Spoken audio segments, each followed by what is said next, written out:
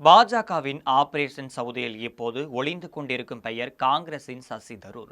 பெகல்காம் தீவிரவாத தாக்குதலுக்கு பதிலடியாக நடத்தப்பட்ட ஆபரேஷன் சிந்தூர் பற்றி உலக நாடுகளுக்கு விளக்கும் நோக்கில் மத்திய பாஜக அரசு அமைத்திருக்கும் அனைத்து கட்சிகளின் குழுவுக்கு சசி தரூர் தலைவராக நியமிக்கப்பட்டிருக்கிறார். குறிப்பாக காங்கிரஸ் பரிந்துரை பெயர்களில் இல்லாத சசி தரூரை நியமித்து வெளிப்படையாக இந்த ஆட்டத்தை தொடங்கியிருக்கிறது பாஜக. காங்கிரசோ பாஜகவை தனது நாதர் முனி அரசியலை சிறப்பாக செய்வதாக விமர்சித்து வந்திருக்கிறது.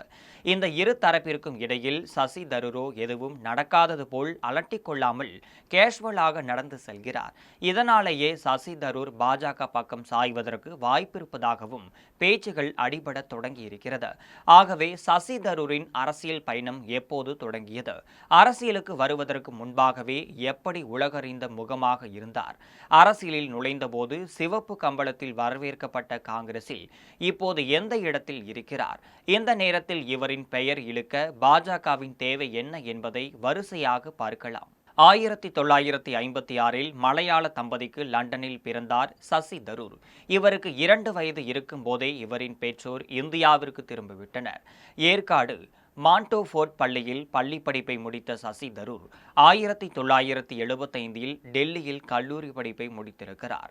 அதைத் தொடர்ந்து அமெரிக்காவின் பழம்பெரும் பல்கலைக்கழகமான டப்பியில் சர்வதேச உறவுகள் மற்றும் விவகார பிரிவில் 22 வயதில் முனைவர் பட்டமும் பெற்றிருக்கிறார். அந்த சமயத்தில் குறைந்த வயதில் முனைவர் பட்டம் என்ற பெருமையும் இவர் பெற்றார். அதே ஆண்டில் இவரின் ஐநா பயணம் தொடங்கியிருக்கிறது. அகதிகளான ஐநா உயர் ஆணையத்தில் அதிகாரியாக பணியாற்ற தொடங்கினார் சசி தரூர். பின்னர் 1981 முதல் 84 வரையில் ஐநா குழந்தைகளுக்கான சிங்கப்பூர் அலுவலகத்தில் தலைவராக பணியாற்றினார். அந்த சமயத்தில் வியட்நாம் அகதிகள் விவகாரம் உள்ளிட்ட விஷயங்களில் சிறப்பாக செயல்பட்டார். இதன் மூலம் ஐநா ஊழியர்களுக்கான தலைவராக தேர்ந்தெடுக்கப்பட்டார். 1989 முதல் சிறப்பு அரசியல் விவகாரங்களுக்கான துணை பொதுச் செயலாளரின் சிறப்பு ஆலோசகராக நியமிக்கப்பட்டார். பின்னாளில் இந்த பிரிவு அமைதி காக்கும் செயல்பாட்டிற்கு துறையாக மாறியது. பிறகு 1996 வரையில் யூகோஸ்லாவியாவில் அமைதி காக்கும் குழுவை வழிநடத்திய சசி தரூர் அங்கு உள்நாட்டு போர் சமயத்தில் பணியாற்றினார். அதைத் தொடர்ந்து ஐநாவில் பொது தகவல் துறையின் இடைக்கால தலைவர், துணை பொதுச் செயலாளர் என பல பொறுப்புகளில் வகித்து வந்தார். இவரின் இந்த பதவி காலம்தான் ஐநாவில் முதல் முறையாக யூத எதிர்ப்பு அமெரிக்கா இரட்டை கோபுரம் தாக்குதலுக்கு பிறகு இஸ்லாமோபோபியா குறித்து செமினார் நடத்தப்பட்டது. இவ்வாறு தனது சிறப்பான செயல்பாடுகளால் ஐநா துணை பொதுச் செயலாளர் வரை உயர்ந்த சசி தரூர் 2006இல் ஐநா பொதுச் செயலாளர்களுக்கான தேர்தலில் தென்கொரியாவின் பான் கி மூனியிடம் 4 வாக்குகள் வித்தியாசத்தில் தோல்வியடைந்திருக்கிறார். அதன் பின்னணியில் 2007இல் ஐநாவின் துணை பொதுச் செயலாளர் உள்ளிட்ட அனைத்து பொறுப்புகளில் இருந்தும் விளங்கினார். ஐநா பொறுப்புகளில் மட்டுமல்லாது 2001 முதல் 2008 வரையில் தி இந்துவிலும், 2007 ஜனவரி முதல் 2008 டிசம்பர் வரையில் டைம்ஸ் ஆஃப் இந்தியாவிலும் காலம் மேன்ஸாக இருந்திருக்கிறார். ஐநாவில் சுமார் 30 ஆண்டு காலம் பணியாற்றி உலகளவில் நன்கறியப்பட்ட சசி தரூரை தங்கள் பக்கம் இழுக்க காங்கிரஸ், கம்யூனிஸ்ட், பாஜக ஆகிய கட்சிகள் சிவப்பு கம்பளமிட்டு காத்திருக்கின்றனர். அந்த சமயத்தில் ஆட்சியில் இருந்த காங்கிரஸை தான் தேர்வு செய்தார். 2009இல் காங்கிரஸில் இணைந்த சசி தரூருக்கு அப்போது நடைபெற்ற மக்களவைத் தேர்தலில் கேரளாவின் திருவனந்தபுரம் தொகுதியில் போட்டியிடும் வாய்ப்பு கிடைத்தது. அரசியலுக்கு சரிபட்டு வரமாட்டார், எலைட் நபர் போன்ற விமர்சனங்கள் தன் மீது விழுந்தாலும் அதையெல்லாம் உதறி 99,998 வாக்குகள் வித்தியாசத்தில் வெற்றி பெற்று நாடாளுமன்றத்திற்கு நுழைந்தார் சசி தரூர். அதோடு அப்போதைய பிரதமர் மன்மோகன் சிங் அமைச்சரவையில் வெளியுறவுத்துறை இணை அமைச்சர் பதவியும் கொடுக்கப்பட்டது. இருப்பினும் தனது அதிகாரத்தை பயன்படுத்தி IPL பங்குகள் வகிப்பதாக தன் மீது வைக்கப்பட்ட குற்றச்சாட்டுகளால் 11 மாதங்களேயே அமைச்சர் பதவியை ராஜினாமா செய்தார். கூடவே நாடாளுமன்றத்திலேயே முழுமையான விசாரணைக்கு அழைப்பு விடுத்தார். 2010 முதல் 12 வரை அமைச்சராக இல்லாத காலகட்டத்திலும் பேரிடர் மேலாண்மைக்கான நாடாளுமன்ற உறுப்பினர்களின் ஒருங்கிணைப்பாளர், வெளியுறவுத்துறை நாடாளுமன்ற நிலைக்குழு உறுப்பினர், பாதுகாப்புத்துறையின் ஆலோசனை குழு உறுப்பினர் என ஆக்டிவாக இருந்து வந்தார். குறிப்பாக 2012இல் நாடாளுமன்றத்தின் 60வது ஆண்டு விழாவில் மக்களவையில் உரையாற்றிய காங்கிரஸில் அக்கட்சியின் தலைவர் சோனியா காந்தி, பிரதமர் மன்மோகன் சிங், சபாநாயகர் பிரணாப் முகர்ஜி ஆகியோருடன் 4வது நபராக சசி தரூருக்கும் அழைப்பு விடுக்கப்பட்டிருந்தது.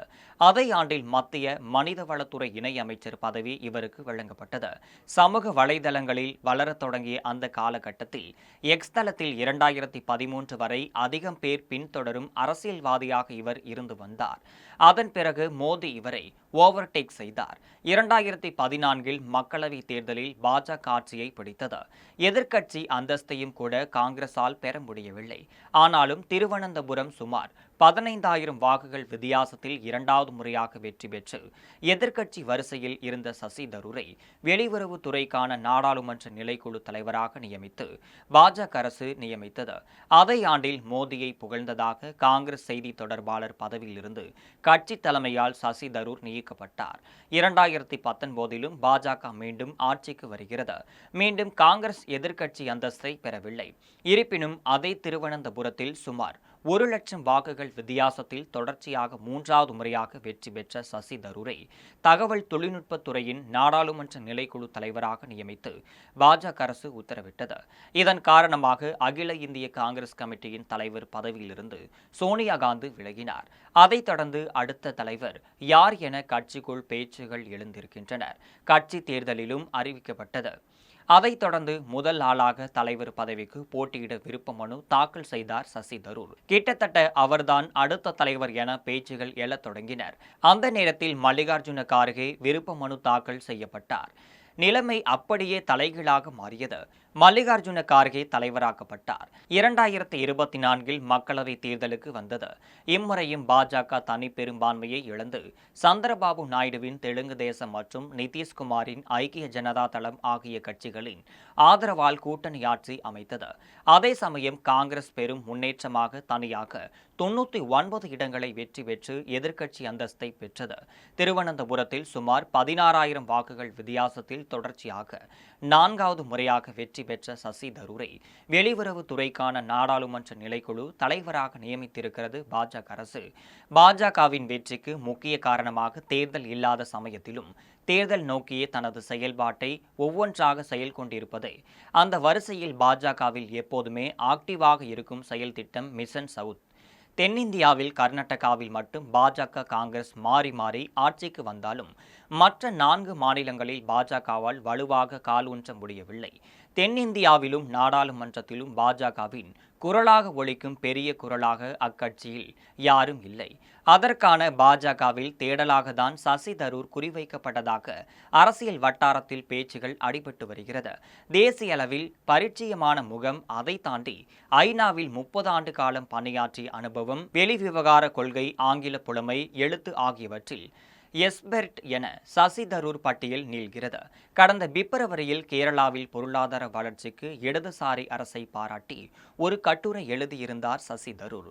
இது கேரளாவில் எதிர்க்கட்சியாக இருக்கும் காங்கிரஸ் மத்தியில் அதிருப்தியை ஏற்படுத்திய வேளையில் கூடவே அந்த சமயத்தில் அமெரிக்காவில் மோடி ட்ரம்ப் சந்திப்பை பாராட்டி பேசியிருந்தார். இவரின் இந்த செயலை தொடர்ந்து பாஜக தலைவர்கள் சிலர் சசி தரூரை பதிலுக்கு பாராட்டியுள்ளனர். அதைத் தொடர்ந்து அடுத்த மாதமே உக்ரைன் ரஷ்யா விவகாரத்தில் இந்தியாவின் நிலைப்பாடு தொடர்பாக மோடியை சசி தரூர் புகழ்ந்திருந்தார். இந்த செயல் காங்கிரஸில் அதிருப்தியை ஏற்படுத்தியிருக்கிறது. இவ்வாறு இருக்க மே மாத தொடக்கத்தில் கேரளாவில் திருவனந்தபுரம் தொகுதியில் உள்ள விழிஞம் பன்னாட்டு துறைமுகம் திறப்பு விழா நடைபெற்றது. இந்த நிகழ்ச்சியில் திருவனந்தபுரம் எம்பி சசி தரூர் கலந்து கொண்டு பிரதமர் மோடியுடன் மேடையை பகிர்ந்து கொண்டார். அதற்கு முன்பாக விமான நிலையத்திற்கு நேரில் சென்று மோடியை வரவேற்றார். பின்னர் நிகழ்ச்சி மேடையில் இன்றிரவு சிலருக்கு தூக்கம் வராது என காங்கிரஸை மறைமுகமாக குறிப்பிட்டார் மோடி.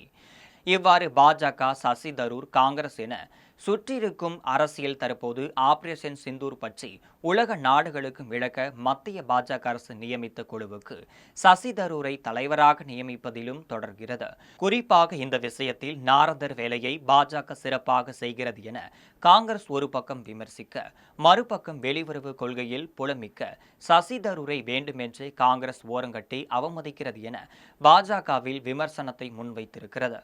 இதற்கு மத்தியில் சசி தரூர் மத்திய அமைச்சர் கிரண் ரிஜிஜு அழைத்து எம்பிகள் குழுவுக்கு தலைமை ஏற்க சொன்னார்.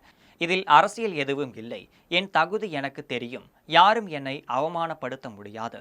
நாடு சிக்கலில் இருக்கும்போது மத்திய அரசு உதவி கேட்கும்போது நான் வேறென்ன சொல்ல முடியும் என சொல்லி கடந்து விட்டார். நேற்று வரை காங்கிரஸ் என்று கூறி சமயம் பார்த்து பாஜகவில் இணைந்து மத்திய அமைச்சர், மாநில முதலமைச்சர் என பதவிகள் பெற்றவர்களும் இருக்கின்றனர்.